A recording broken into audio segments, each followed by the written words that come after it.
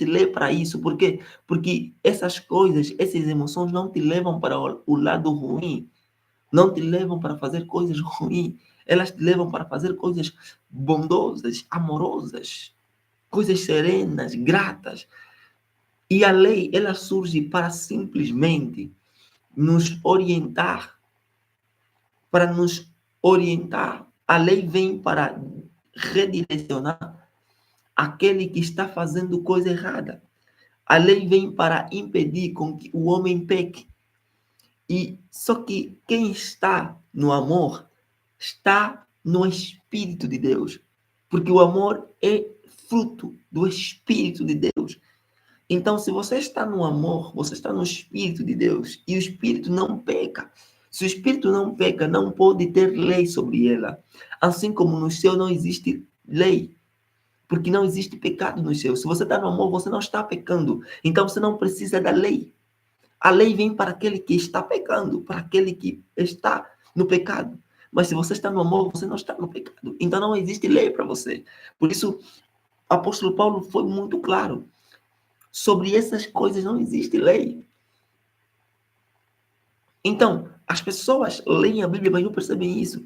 Por quê? Porque se percebessem isso, teriam percebido que esses mesmos 2 capítulos ou 2 mandamentos que Jesus vem dar como resumo da lei, ele nos ensina o relacionamento, ele nos ensina um relacionamento sobre 3 pessoas aqui.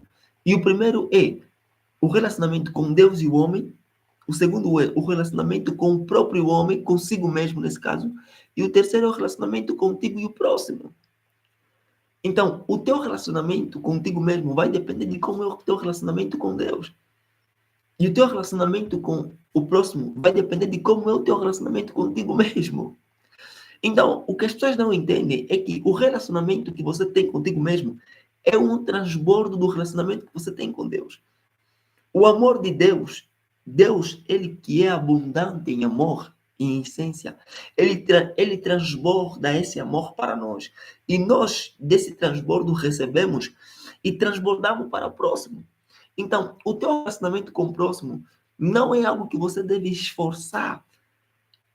Porque o teu relacionamento com o próximo depende do quanto você se relaciona contigo mesmo. Por isso a Bíblia própria fala, tire o ergueiro dos teus olhos primeiro e depois tire do teu irmão. Porque se você não tirar o ergueiro dos teus olhos, você não poderá ver para tirar o ergueiro dos teus irmãos. Imagina você, cego. Como um cego poderia guiar um outro cego? Não tem como. Então, na vida, o princípio das relações humanas na vida, quer seja relações amorosas, amigáveis ou relações profissionais, qualquer tipo de relações na vida, o primeiro passo é você se relacionar contigo mesmo. Não tem como você chegar ao teu próximo e falar eu te amo se você não se amar primeiro. Não tem como você chegar ao teu próximo e falar eu te amo se você não se amar primeiro. Você precisa amar-se primeiro. Se você amar-se primeiro, você vai amar o próximo. Então, quando a Bíblia fala amar o próximo como a ti mesmo, a Bíblia não está falando que você deve se amar, depois ir procurar como amar o próximo. Esquece! Jesus, quando disse amai o próximo como a ti mesmo, aquilo é um código e as pessoas não entenderam. Você não precisa querer amar o próximo. Sabe por quê? Porque no dia que você começar a se amar, você vai amar o próximo automaticamente. Eu quero te desafiar, por exemplo. Você já percebeu que quando você está realmente feliz, não importa pelo motivo, né? Não importa se é uma felicidade interior ou uma felicidade porque alguém te presenteou algo ou te fez alguma coisa de boa e você ficou realmente feliz. Mas eu estou falando uma verdadeira felicidade. Eu estou falando uma felicidade exatamente, tipo, uma alegria mesmo completa. Não importa o motivo. Mas você já percebeu que quando você está nesse estado, você não pensa no mal? Você já percebeu que quando você está nesse estado, você não pensa em fazer o mal o outro? Parece que você ama todo mundo. Imagina essa hora te dar uma promoção, te oferecem um carro, alguma coisa semelhante. Você vai estar tão feliz que até você vai querer abraçar pessoas que você nunca viu na rua. Você vai querer abraçar todo mundo. Você vai querer, sei lá, gritar e você vai se sentir bem com todos. Não vai haver nenhum pingo de maldade em ti, você não vai pensar nisso. Por quê? Porque você está feliz. E essa é a emoção do Espírito. Essa é a emoção do fruto do Espírito Santo.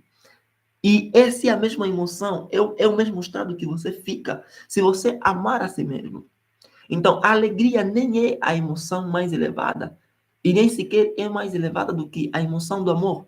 A emoção do amor é mais elevada do que a da alegria. Então, se você, quando está alegre, você não pensa no mal, você parece amar todo mundo. Imagine quando você realmente se amar de verdade. O que, que você vai sentir pelas pessoas? Amor. Se você realmente se amar, primeiro, se você se relacionar contigo mesmo, primeiro, você vai amar todo mundo, você vai amar as pessoas e você vai conseguir se relacionar com todo mundo. E aqui tem uma, entre aspas, porque as pessoas às vezes pensam que amar as pessoas é tipo ser bobo com elas, né? Se fazer de idiota, não, não tem nada a ver com isso. As pessoas te devem respeito, precisam te respeitar, não te devem, né? As pessoas têm que te respeitar.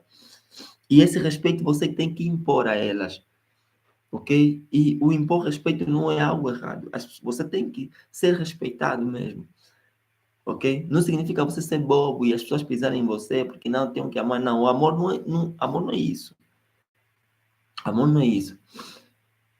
O amor é o ato de você aceitar as pessoas. E, tipo, nós como seres humanos, na nossa mentalidade, nós não temos como explicar de facto o amor. E eu vejo muitas pessoas tentarem explicar, né, o amor e está tudo bem. Eu, por exemplo, quando tento explicar o amor para alguém, porque às vezes é necessário explicar para que as pessoas tenham mais ou menos uma mínima compreensão. Eu digo que o amor é o ato de você respeitar e aceitar a pessoa conforme ele é, por intermédio da decisão de um comportamento. Então, eu tento explicar que o amor, por mais emocional que seja, é um ato muito consciente. E isso não está errado, como também não está certo. Mas no fundo, no fundo, no fundo, se você me perguntar de facto o que é amor, eu te digo que eu não sei. Porque o amor não se descreve, o amor se vive. Porque o amor não é uma emoção humana. O amor é uma emoção divina. Eu sei que as pessoas falam, não, o amor é uma emoção humana. Está tudo bem, eu não estou discordando com você, nem concordando, isso é o teu pensamento. Mas, de facto, eu não acredito que o amor é uma emoção humana. Não acredito. Por quê? Porque nós humanos dizemos que amamos, mas o nosso amor só demora dias e anos e acaba. Isso não é amor. Se você diz amar alguém, você não quer controlar essa pessoa. O amor, olha, você não tem noção do que é o amor. O amor é algo tão profundo que, tipo, eu normalmente quando quero explicar o amor, e vocês já devem perceber que eu sou cristão porque eu uso muito a Bíblia para as minhas abordagens. Olha para a Bíblia e vai ler o livro de Oséias. Oséias é um profeta que Deus chegou para ele e falou: Oséias, eu vou te dar uma missão. Qual é, Senhor? Você vai casar com uma mulher prostituta. E quando Deus orienta Oséias para casar com uma mulher prostituta, ele estava simplesmente querendo ensinar ao povo israelita, estava simplesmente querendo ensinar ao povo judeu o amor que ele tem por eles. Porque o povo israelita é um povo que andava uma hora com Deus, outra hora fora dele. Uma hora quer Deus, outra hora não quer mais Deus. Então, Deus estava dizendo, eu vou vos ensinar por intermédio da vida do profeta Oséias, como é esse amor que eu digo ter por vocês. E o que aconteceu? Oséias foi casar com uma mulher prostituta. E essa mulher não se sentia merecedora do amor de Oséias. E também pelo vício que ela tinha nessa vida da prostituição. Ela várias vezes fugiu da casa dela, da casa do profeta Oséias, já casada com ele, para voltar novamente à casa da prostituição. E todas as vezes que ela fugia, que ela saía da casa dela, do profeta Oséias, para ir se prostituir, o profeta Oséias ia até lá, na casa da prostituição, e lhe resgatava de volta. Entendes? Todas as vezes, eu já não me lembro de facto quantas vezes, mas acredito que eram umas 3 ou 4 vezes que ela saiu e o profeta Oséias foi lá à busca dela. O profeta Oséias não, tipo, o amor dele não acabou, não terminou, pelo facto dela, tipo, deixar ele para se prostituir. E nós não temos isso hoje em dia. Eu não tô, olha, isso não é um conselho para você ir amar uma mulher prostituta, não. Faça o que você quiser. Eu estou simplesmente te explicar algo que eu entendo. Para mim. E você pode entender se quiser, se não entender, sinta-se livre para não levar esse ensinamento que eu estou passando. Mas para mim isso é a maior prova de amor. Por quê? Porque nós hoje falamos que amamos alguém, mas não amamos de fato. Porque nós não estamos amando a pessoa por aquilo que ela é. Nós estamos amando a pessoa por aquilo que ela pode nos oferecer. E isso não é amor. Isso é interesse. Nós olhamos para a pessoa, uau! Por exemplo, nós rapazes temos essa tendência, né? Olhamos, uau, miúda bonita, formosa e sei lá mais quanto. E nós falamos, uau, eu amo essa miúda. Não, você não ama a miúda, você ama o corpo dela. Você ama a beleza dela. Você ama o quão bom vocês podem fazer esse sexo. Você ama a forma como ela faz esse sexo, ou o beijo que ela te dá, sei lá. Mas você não ama ela de fato, porque no dia que ela deixar de ser essa pessoa, no dia que ela deixar de fazer esse sexo tão bem, no dia que ela deixar de dar esse beijo que você tanto gosta, no dia que ela deixar de ter esse corpo que ela tem, você vai procurar outra. E eu tenho sempre digo assim às pessoas, eu tenho dito, né, às pessoas que o motivo pela qual você começa um relacionamento é o motivo que vai te fazer terminar esse relacionamento. Por quê? Porque o motivo que nós começamos o relacionamento é a base dele. Ela vai servir como base. Então, se você entra no relacionamento por causa do corpo da pessoa, quando esse corpo desaparecer ou sofrer uma influência, já não for do jeito que você viu, ou aquele corpo que te atraiu, você vai deixar essa pessoa. E onde é que está o amor? Então, o nosso amor de hoje está baseado nas questões externas. Nós estamos amando as pessoas por aquilo que elas nos podem oferecer, por aquilo que elas são, aquilo que elas têm. E quando elas já não são mais isso, quando elas já não têm isso, quando elas já não podem nos dar o que nós realmente queremos, ou aquilo que nos seguiu, nos atraiu a ela, nós dispensamos elas e vamos fazer a nossa vida. E as coisas. E aí nós ficamos nos perguntando onde é que está o amor nisso? Onde é que está o amor? Não existe amor nisso. Nós falamos que amamos o nosso irmão, nosso amigo, o que lá, mas não conseguimos perdoar ele, de fato. Então, o amor é algo muito mais profundo. Eu, sinceramente, não consigo vos explicar o amor. E tá tudo bem se alguém consegue vos explicar, mas, tipo, o amor que nós dizemos sentir nesse caso, é simplesmente um vislumbre daquilo que é o amor de fato. Por quê? Porque o amor que nós sentimos, nós como seres humanos, nós sentimos esse amor baseado em questões externas.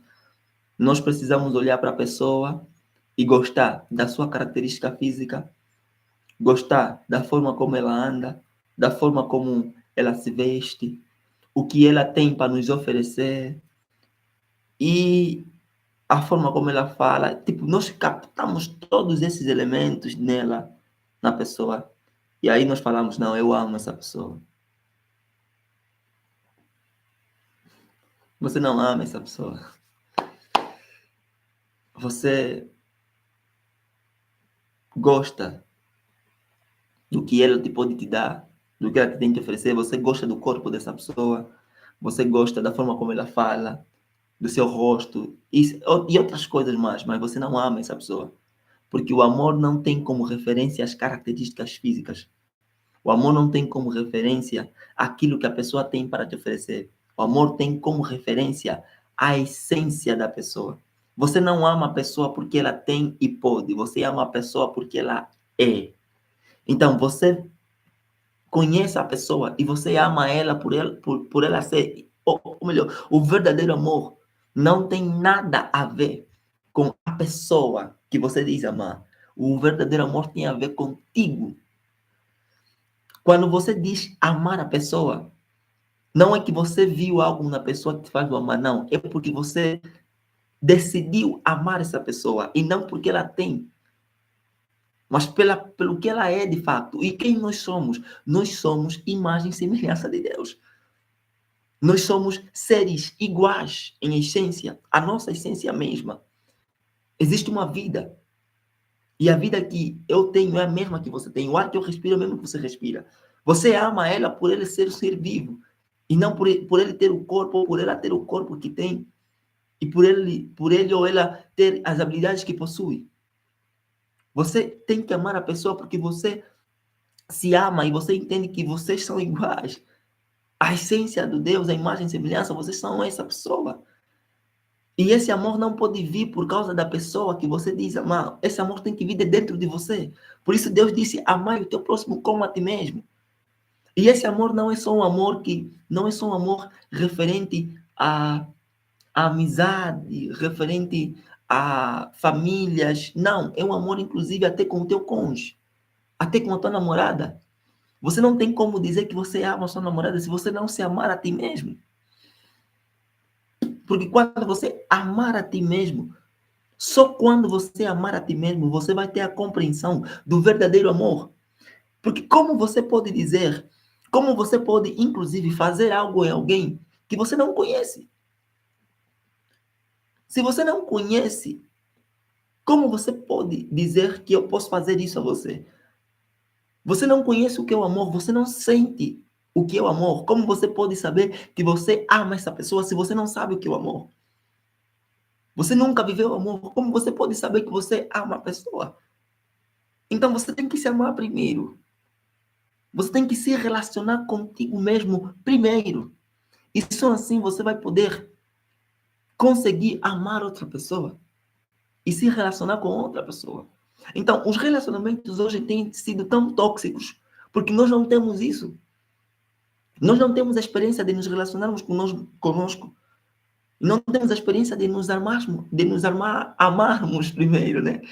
E isso faz com que nós, em vez de amar a pessoa, nós ficamos dependentes da pessoa. Por quê? Porque nós não queremos mais perder aquilo que nós temos com a pessoa. Tipo, nós olhamos para a pessoa e vimos ela muito melhor do que nós. Nós nos metemos numa posição inferior da pessoa e achamos que a pessoa que nós temos no nosso relacionamento é alguém que eu nunca mais vou ter se eu perder. Então, você fica tão apegado a essa pessoa que, inclusive, torna esse relacionamento tão tóxico, porque você tem medo de perder a pessoa. E quando você tem isso, você não consegue manifestar a lei da substituição na tua vida. Você não consegue manifestar a lei da substituição na tua vida. Você fica perdido nisso. E se você está apegado em alguém a ponto de não conseguir deixar essa pessoa ir quando ela quer ir, você não pode dizer que você ama essa pessoa. Porque quem ama não priva. Quem ama entende. Quem ama não é egoísta, não olha simplesmente para o seu lado. Porque você, se calhar, está apegado à pessoa e não quer deixar ela ir, mas a pessoa já não está feliz contigo. E você precisa deixar a pessoa ir. E a lei da substituição diz que qualquer coisa que sair da tua vida virá algo igual ou melhor. Mas para que isso aconteça, você tem que permitir que essa coisa vá e se permitir receber novas coisas. E a permissão vem do liberar. Você precisa liberar isso. Deixa que vá. Deixa que vá. Tá tudo bem. Então, as pessoas vivem muita toxicidade, né, nos relacionamentos. E eu, quando falo de relacionamentos, pessoal, não estou querendo dizer só relacionamentos amorosos. Eu estou querendo dizer Tipo, todos os tipos de relacionamento. Familiar, emocional, amoroso, eh, profissional e tudo.